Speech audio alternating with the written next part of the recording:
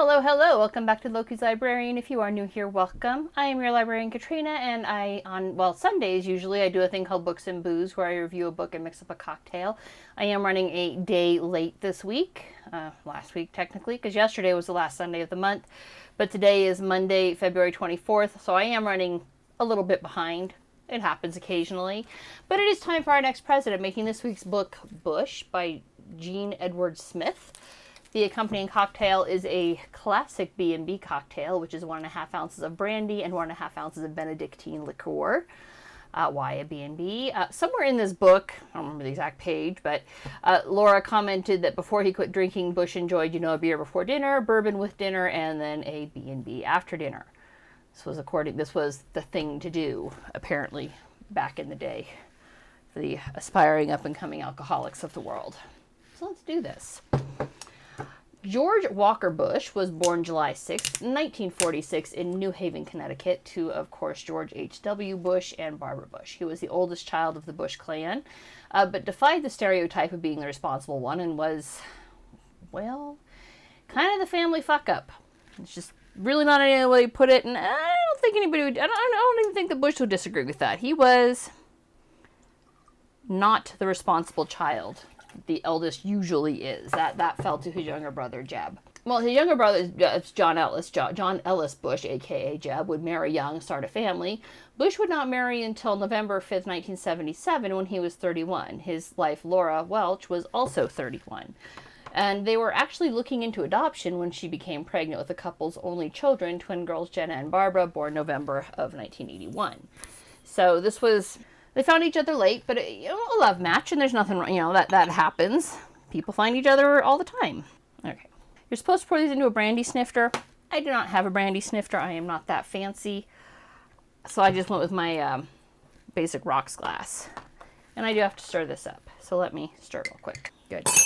Bush would grow up with all of the niceties his father did. He did attend public school, but they were, of course, the best schools that were publicly available because they lived in the good districts, until he was old enough to ship to Phillips Academy, which was the same school his father had graduated from in Andover, Massachusetts, before attending college at Yale. Much has been made about Bush's C average grades, like somehow that proves he's not smart. A C at Yale is still like an AB average at a state-run school, so it's nothing to knock about, right? The demands are exceptionally high for the Ivy Leagues, and whether he got in as a legacy or on his own merit, the fact that he got in and still had a C average, he's a smart man, all right? And I don't think he was stupid, and a lot of people don't think he was stupid. The author quotes somebody else in this book, although I don't specifically recall who said that Bush wasn't stupid, but he was intellectually lazy. I feel like that fits extraordinarily well, and we will revisit that thought.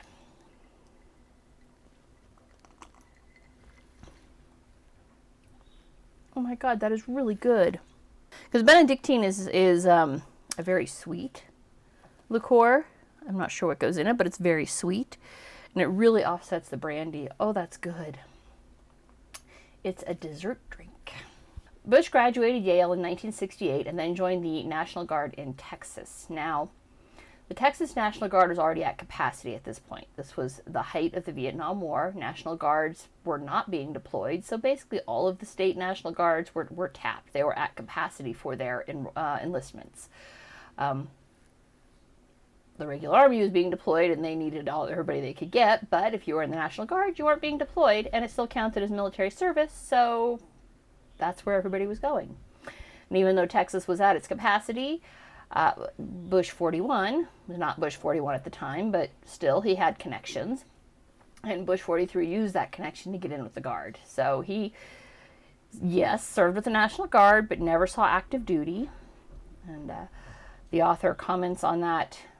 Well, quite a few people comment on that, not just the author, but he quotes people commenting on that. So, but several people comment on, it's awfully bold of people who have never actually seen military combat to be so willing to shed the blood of those who would be going in their stead. And I kind of agree with that statement.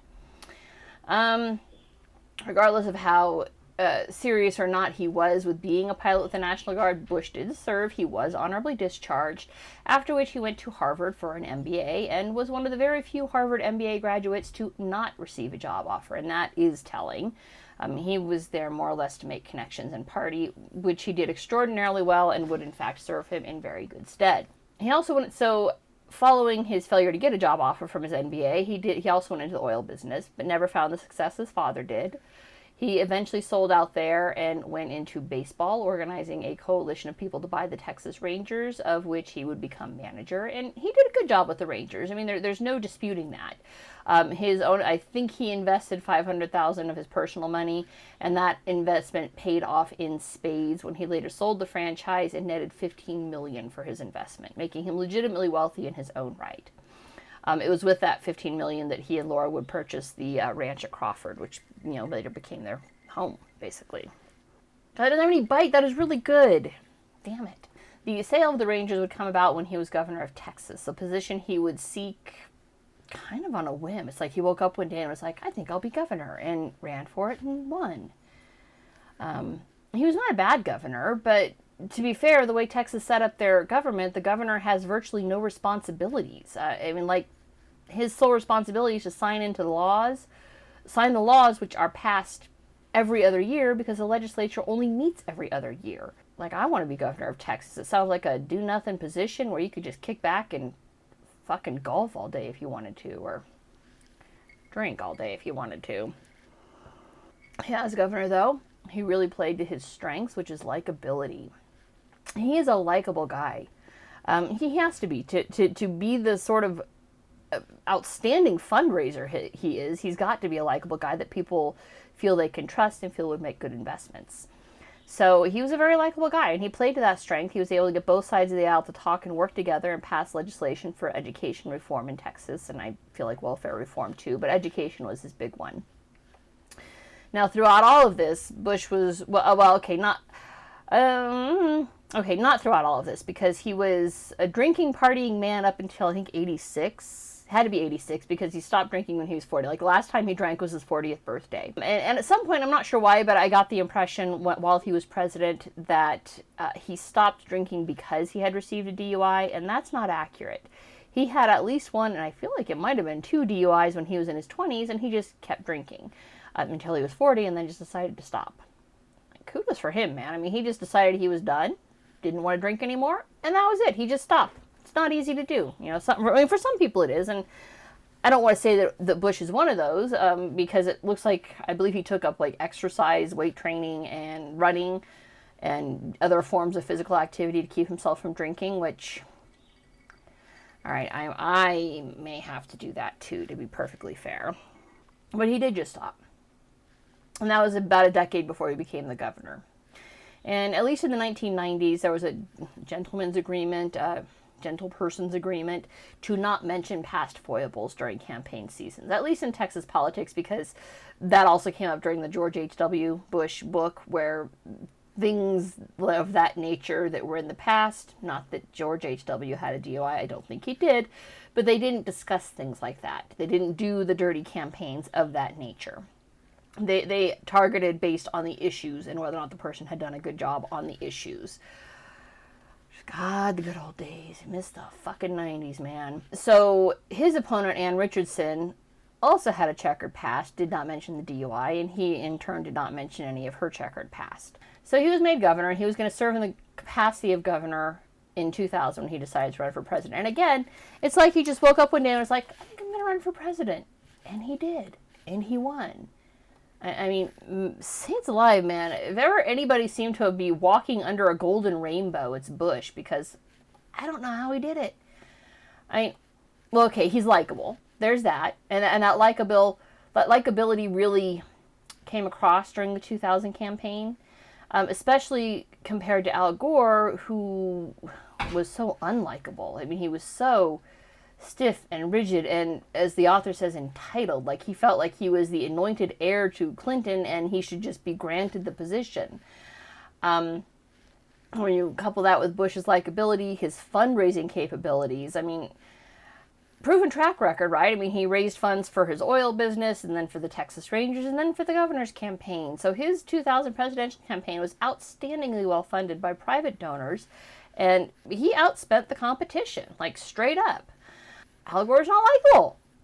All right, he refused assistance from the Clinton campaign trail. Smith seems to think that this was hubris on Gore's part, but from the Clinton book last month, that author, which was John F. Harris, seemed to believe that Gore personally disapproved of Clinton, especially with the Monica Lewinsky affair, the strong allegations of rape and sexual assault, sexual harassment.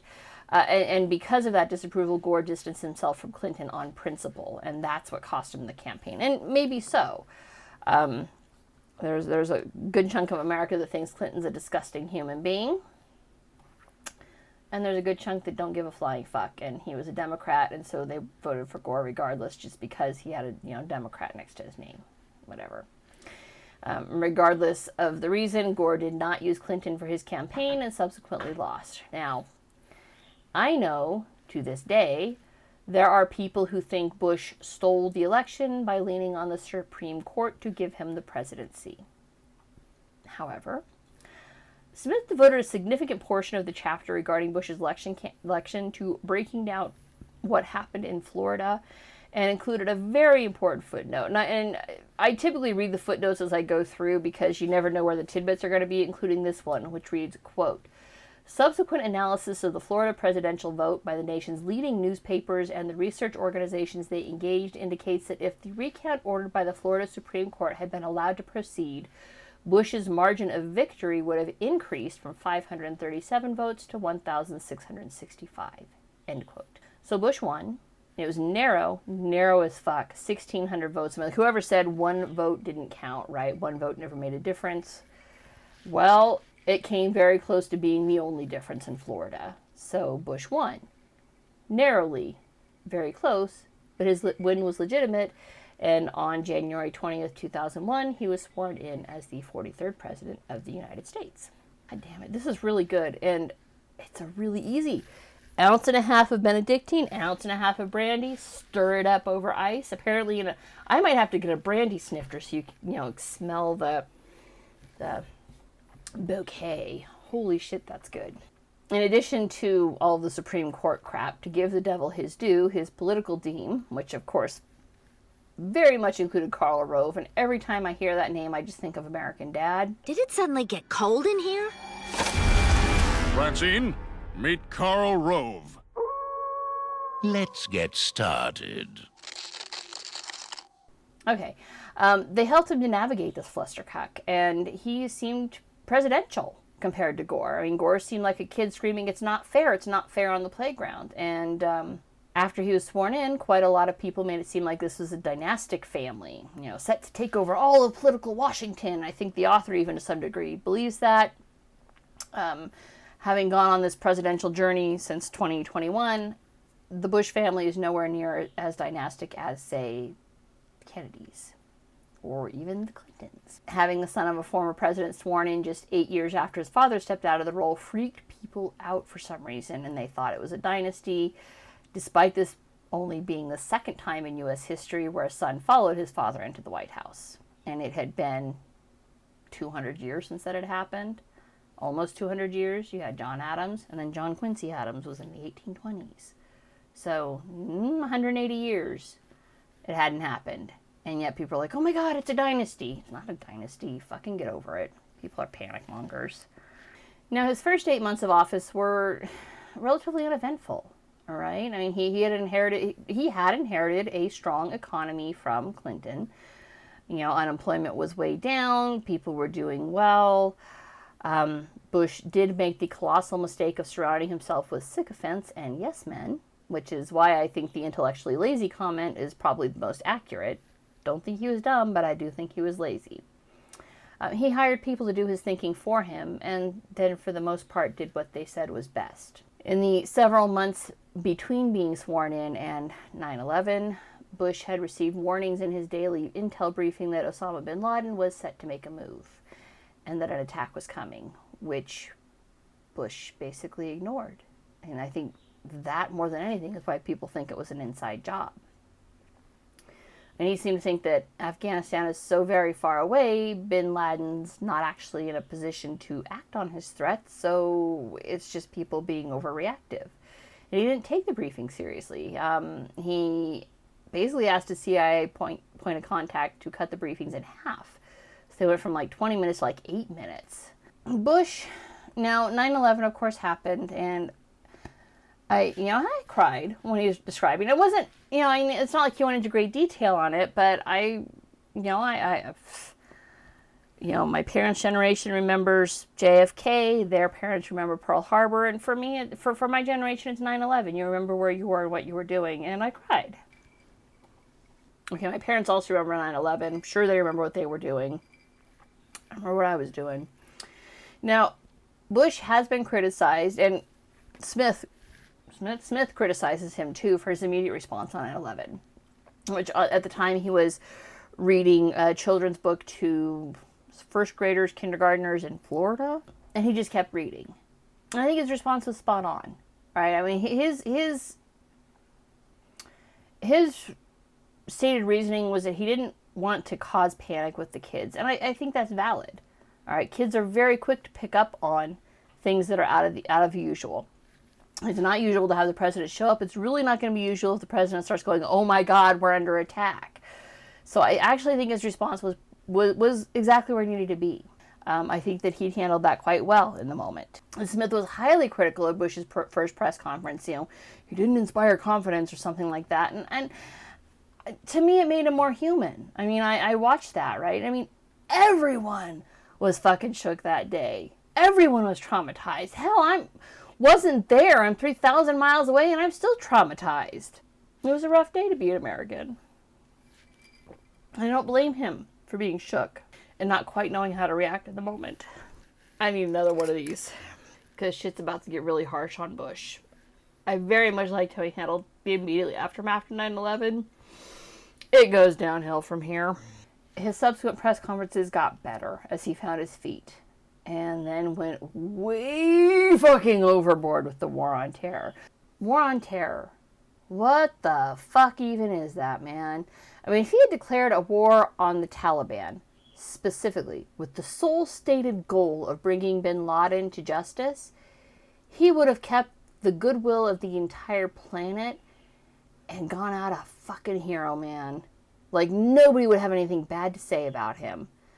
But by making this very nebulous war on a feeling, well, there's no end to it, is there? Oh my God. My imagination's running away with me. Ladies and gentlemen, I have dire news. Yesterday, at approximately 1800 hours, terrorists successfully attacked our imagination. Like, God bless South Park. They did such a good job mocking this. How do you win a war against a feeling? Therapists in the transgender, ideologically driven, all emotions, I mean, Abigail Schreier's book, Bad Therapy, therapists never had it so good as the never-ending money pipeline that opened and flooded our intelligence and military communities post 9/11. Shit, where am I? Fucking drunk is where I am. Bush's war was quickly approved by Congress, and troops were sent to Afghanistan in very short order, where bin Laden was pushed into hiding somewhere between Afghanistan and Pakistan. Like, literally, that mountain range, this is where he was hiding. And if Bush had stayed focused on the Taliban and bin Laden, the world would have backed him. 100%. The entire world was aghast at what the fuck had just happened, man. Following 9/11, Bush became very aware that he had been slacking on the intel front, right? And he'd had all these briefings, and the author highlights 3 or 4 times between the time Bush was sworn in on January 20th and the actual 9/11 attacks, where the CIA directly brought to his attention the danger of bin Laden and began instead drinking from the fire hose. His intel briefings went from 8-ish minutes to 30 plus. He no longer had his briefings filtered through through CIA analysts who could provide context for what he was saying. He got the unfiltered, full throttle, straight from CIA Director George Tenet briefings. And then immediately after Tenet, he met with FBI Director Robert Mueller every single day.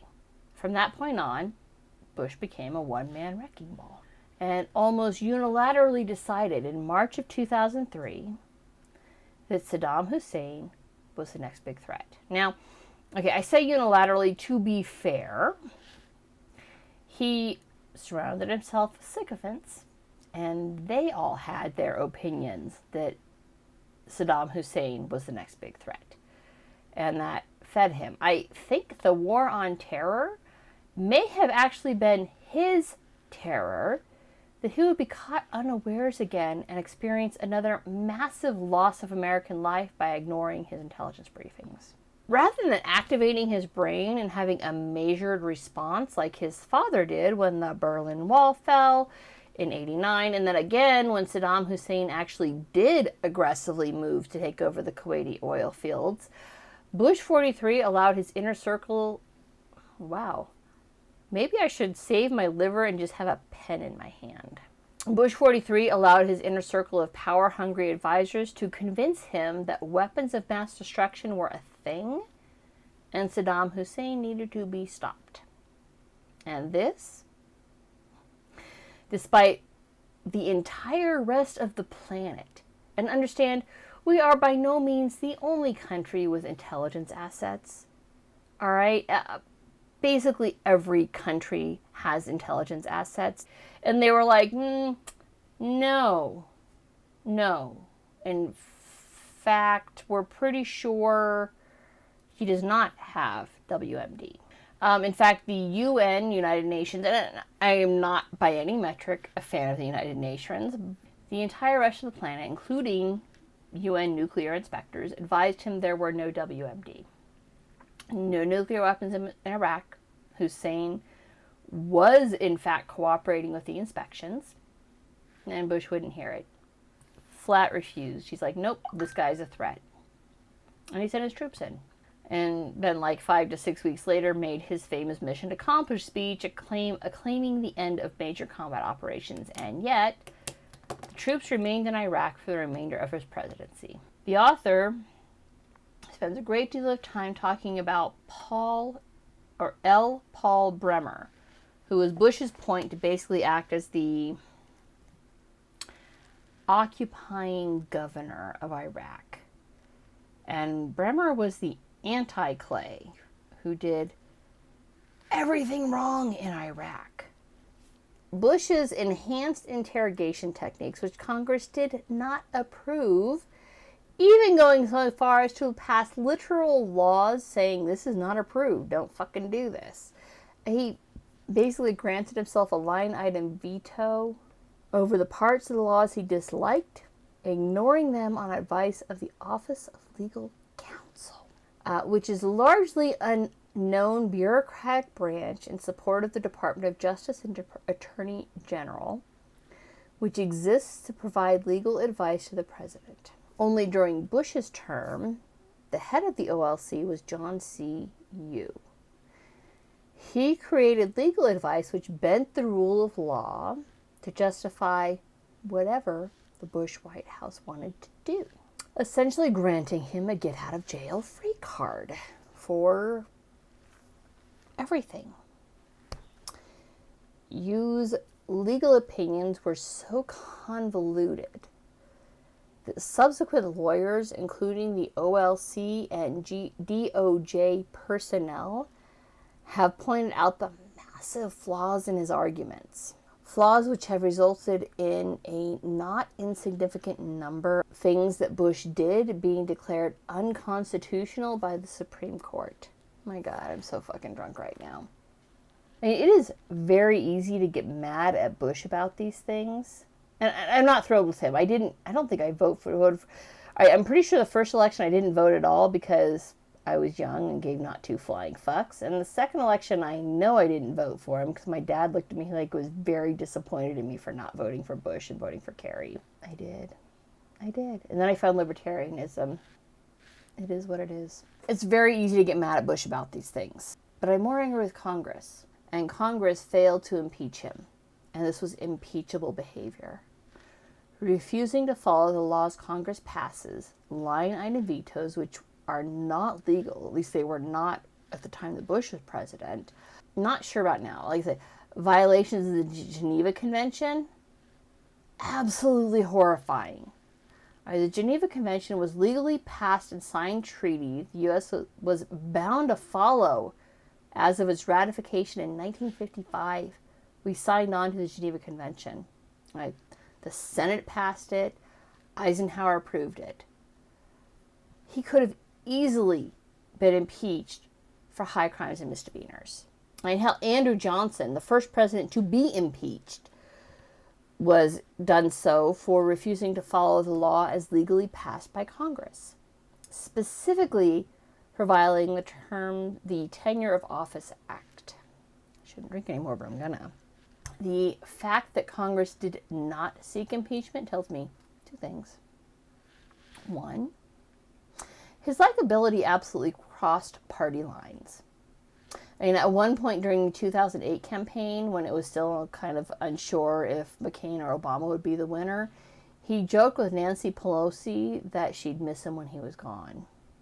She probably did. Two, Congress was complicit in the violations and money train, as Bush was. And I've seen nothing in the 16 years since he stepped down to convince me otherwise. And given the way that Congress is reacting to Elon and Doge, I'm even more convinced of their complicity. Like, the rug is being pulled back and the roaches are fucking scattering, man.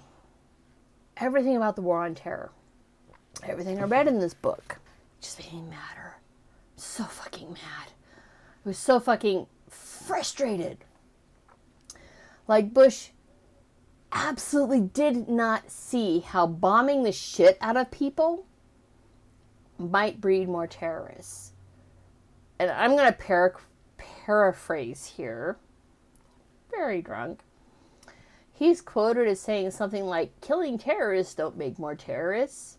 Provably false. Killing people who have done nothing absolutely convinces them that they have a right to defend themselves. So I finished this book Saturday night.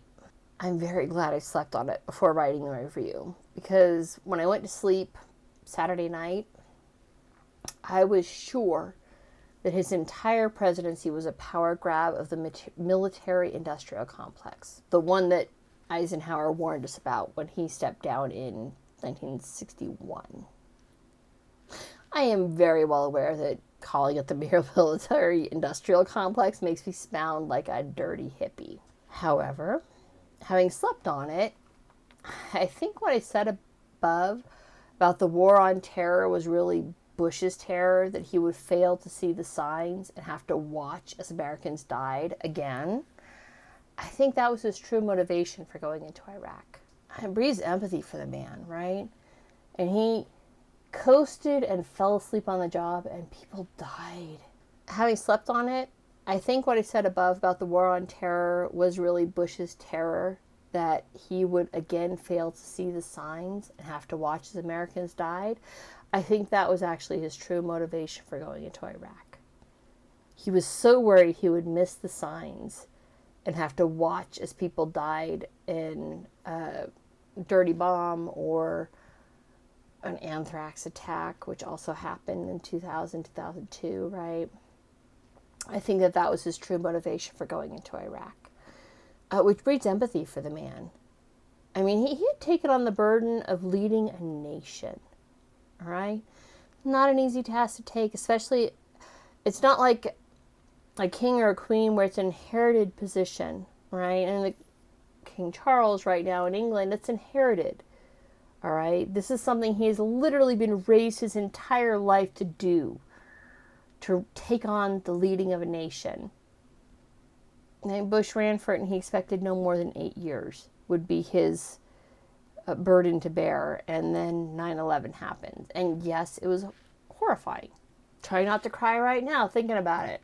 I'm trying not to think about the thousands, hundreds of thousands of people who died when we bombed the fuck out of Iraq for no fucking reason. And no easy answers in geopolitics, man. And we don't have the whole story, because why would we? They have no business spying on Americans, but it is their job to keep Americans safe from the things that go bump in the night. And I think he fell down on that job once and he didn't want to do it again. And I do think that was his motivation for going into Iraq.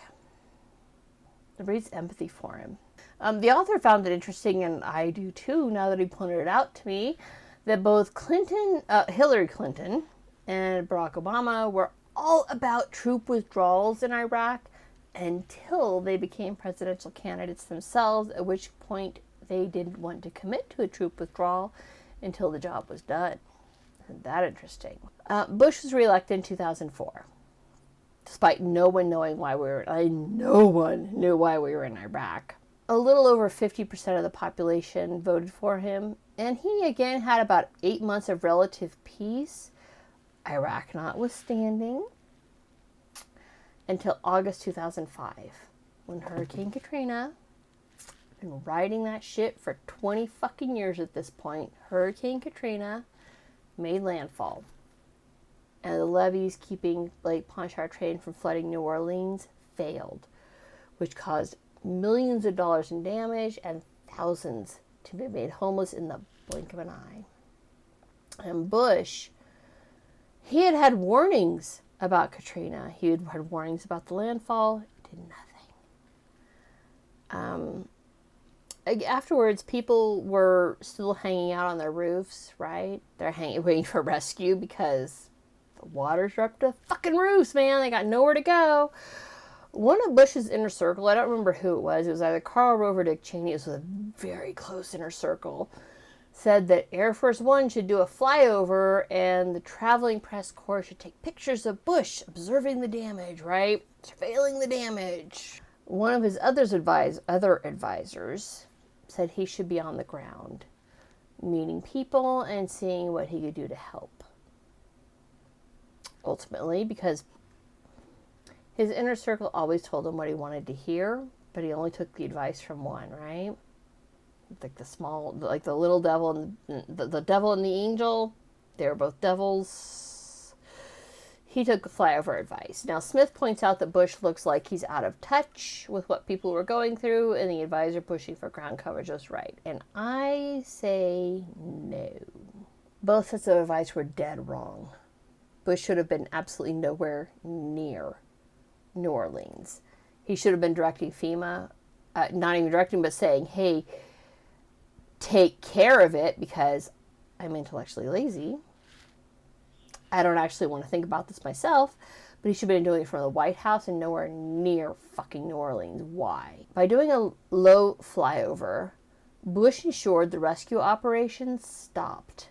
Dead in the water. They're leaving people to be stranded on their rooftops while he did his looky-loo from an airplane. Because no other planes could fly while Bush was doing his 2,000-foot flyover. They would have had him be grounded for the safety of one man. For the same reason, he should 100% not have been on the ground, because resources that should have been used to help people would have been diverted to ensure the president's safety. He should have been at the White House. As soon as he was notified Hurricane Katrina was happening, he should have flown back to the White House and been there to be available to FEMA. I will probably be posting this on Tuesday because I am really drunk at this point.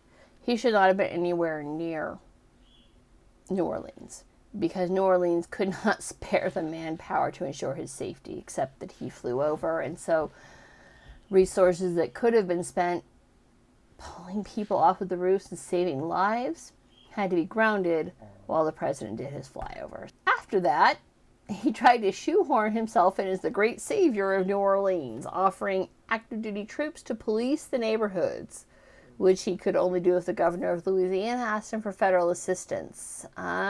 She told him to shove his offer up his ass.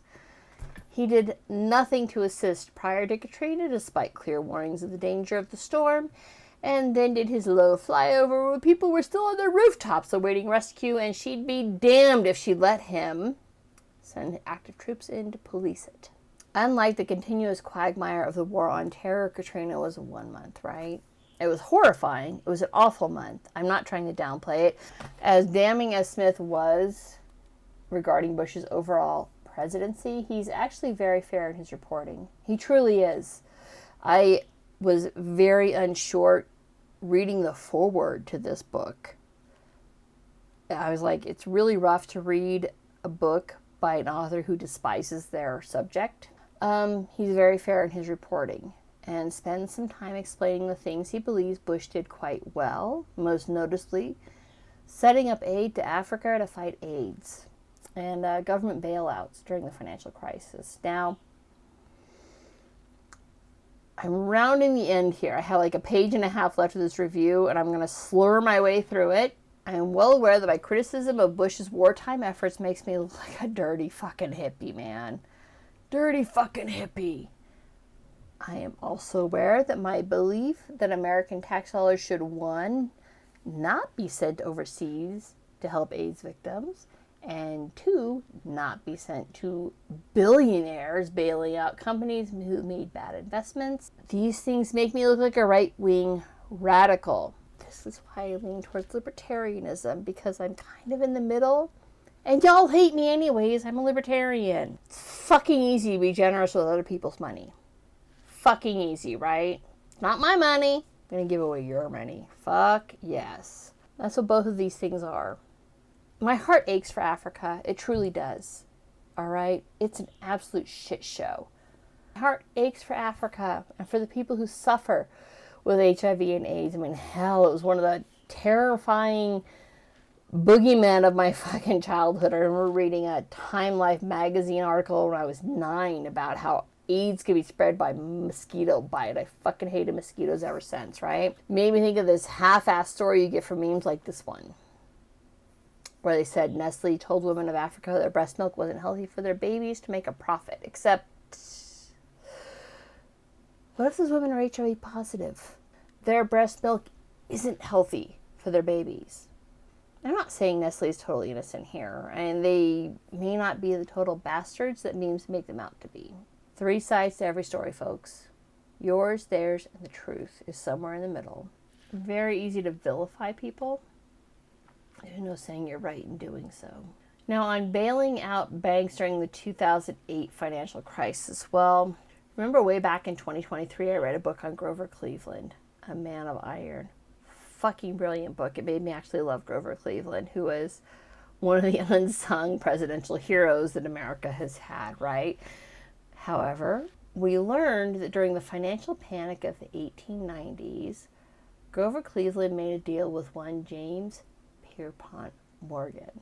I literally already have my 2025 reading schedule set. Grover Cleveland made a deal with James Pierpont Morgan for Morgan to buy $100 million worth of gold and sell it to the government for treasury bonds.